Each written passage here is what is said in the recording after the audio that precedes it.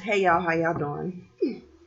So I'm coming to you today again about this coronavirus and how it's affecting me and I'm sure a lot of others, millions and billions of other people. It's affecting us all in a worst way, which is our pockets. Unfortunately, the stock market has crashed. I really didn't expect it to crash. I didn't realize how serious it was. Because of the numbers didn't add up. It didn't make sense to me that they were responding, the way they were responding. But our numbers, the statistics didn't show. At the time, in the beginning, it would only show like 142 people died in the United States, and it was only like maybe 3,000, a little bit over 3,000 people that were um, diagnosed with having the virus. Since then, a lot of things has taken place as far as different states and restrictions has been added. It's been pretty much mandated. Only the essentials are to still be up and running. That's as far as businesses and things going. So grocery stores and doctors' offices, things like that will still be able to remain open. A lot of other places and things has been shut down. My job, from my understanding, one of the locations was shut down by the CDC. And I read some articles showing that a lot of other places are going to be shut down by the CDC if they do not take it into their own hands and shut their businesses down if they're not one of the essentials. And if they try to open it back up, then other measures will be taken against them. They don't want any type of congregation over 10 plus people, and they're really trying to limit the exposure to this madness that's spreading rapidly. Like I said, the numbers didn't add up in the beginning, but since they've implemented all these restrictions and things on different states, and gotten they're doing more testing. If you can see this, you may have to freeze your screen. Where is it at? Let me see. See if I can turn my down a little bit more. Okay, so you can see in red. Let's see.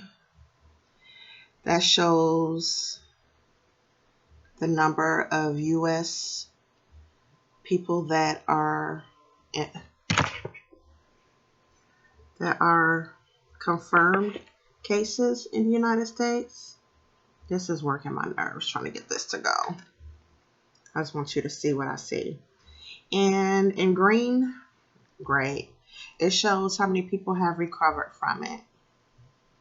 But look right up underneath it, where it says yesterday.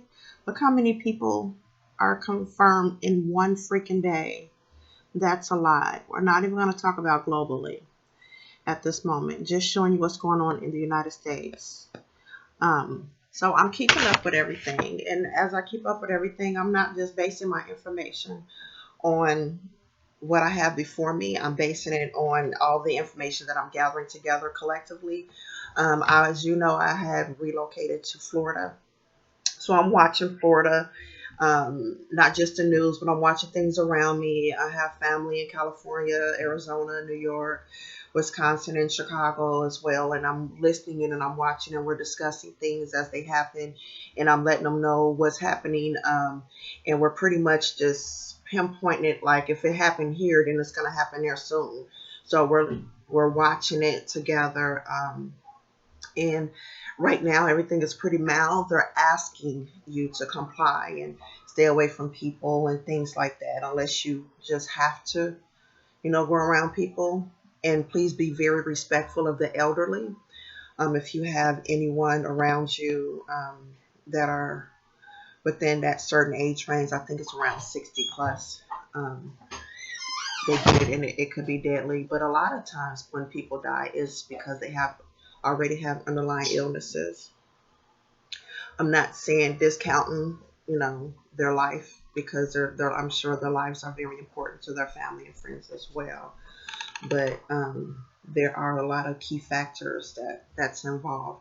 The mortality rate is low, still lower than other countries, which is what I believe that America has been basing their information on, and the steps that they're taking to secure things to secure the spread of this virus. I mean, it's a lot of other things that's going on that, conspiracies and things like that. I'm not going to get into that. That's not my forte. Only thing you can do is look at things, read up on things, do your research. And if 2 plus 2 adds up to 4, then that's what it is. There are going to be stricter laws and things like that, from my understanding.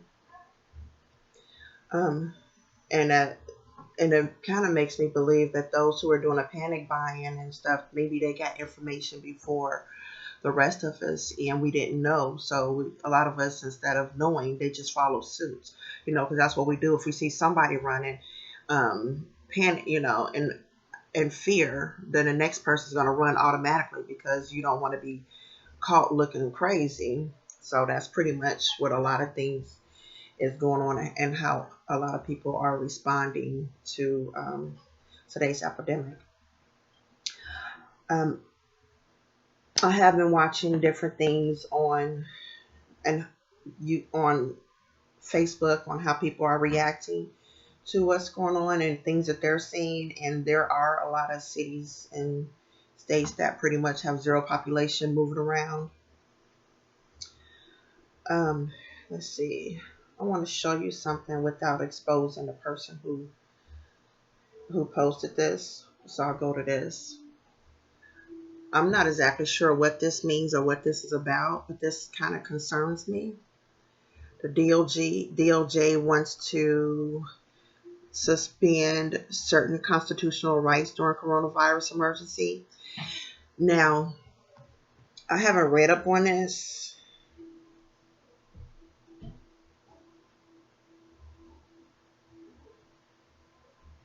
I haven't read up on this to see what exactly all of this entails. This is actually up on the Rolling Stone News, if you can see it. So, and he's doing, let's see, and that's U.S. Attorney General William Barr. I guess he did a press conference or something. I'm gonna read up on it a little bit more.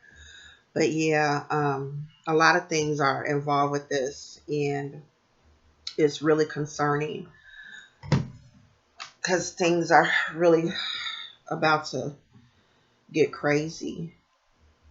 They've already activated the department, the National Guard, to help with compliance and safety. There's always going to be some rebellion and some people that just want to do what they want to do, regardless of who's at stake or what's at stake. I'm not really taking sides on anything. Only thing I could do is look at the statistics and seeing what's going on and how people are reacting and how many people are catching this crazy virus. Like I showed you earlier, the number is growing rapidly in just one day. I'm going to show you again. In just one day, it has grown over, let's see, 6,389. You see in red up under where it says yesterday, up under the 2549. Yesterday, the 6,000 plus people were tested positive. So this is definitely growing. And I don't think it's something to be taken lightly anymore. Like I said, the mortality rate is low. And I think that they're basing and doing everything from looking at other countries. And I'm going to show you a little bit more facts. That's not from me. So if you can see, it's kind of hard to make this so you can see.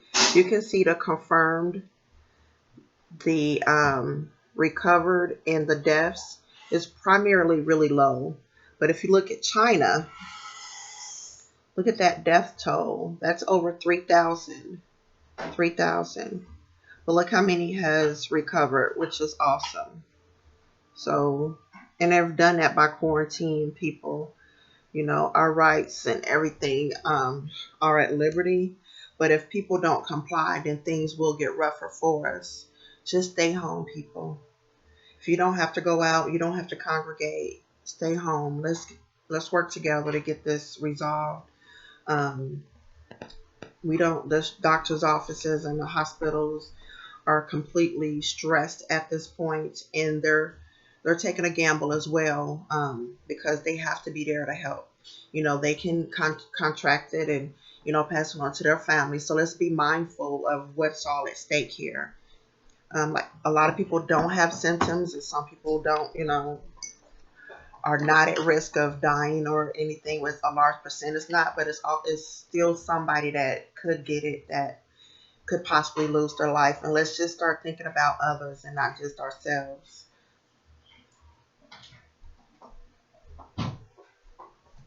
Drinking my morning cup of coffee. As you can see, I'm back at home in Indianapolis. Once I put two and two together, you know, watching the news, listening, and comparing information, I decided to come back home. Um, and I'm glad that I did. I was potentially walking away from my job because they hadn't closed. But luckily, when I got here, my manager called me. He's awesome. He's like one of the best managers I ever had. His name is Dwayne. I won't say his last name, but he is like, he's a black man. He's on it. I love him to death. I love you, Dwayne, if you ever watch this video. But yeah, he called me and he was telling me a little bit about the business and what's going on. So everything is pretty much up in air, but he told me that I made the right decision. I'm glad that he thinks that I did, but I had to do what I have to do for my mom. I didn't want her to go through this by herself and not feel completely alone. We have to take care of our elders. If you have neighbors or friends or somebody, you know, do your part and try to help out. Even though you may think you may not be exposed to the virus, try to keep your distance from from your elders, because they're more susceptible to passing. You know, if they contract it, their immune system isn't that great, and it's really hard for them to for their bodies to fight off things. So just try to, you know, do their grocery shopping, go get their medicine, put it on their porch. You know, you can pay somebody and receive money through Cash App, through Zelle, whatever other forms of payment you can do other than cash. Try to limit those transactions too, because money is so damn dirty without this damn virus. So you can catch something, a STD, just touching money, period. So just a little humor. Everybody be aware of your surroundings and take care of each other. Do whatever you need to do to survive this and to stop the spread of this. Our lives are definitely going to be affected. This is definitely a part of history that our children will remember and tell their children's children, and I'm sure we'll tell our great grandchildren about this. And what's going to be said is how we react and how we respond to things at this point. So right now everything is calm and cool and everything is being requested of us. But if those people that feel like this is not that big of a deal and they keep making a stance and, you know, keep on their daily lives the way they want to, things, laws, and think more restrictions will come about and it will affect us all. So let's do our part, you all, and let's do what we need to do to stay healthy and stay safe. Not just for us, but for our brothers and sisters, our moms and dads, our grandmas and grandpas. I'm signing off to you, and I wish you all the best. Until then, until later.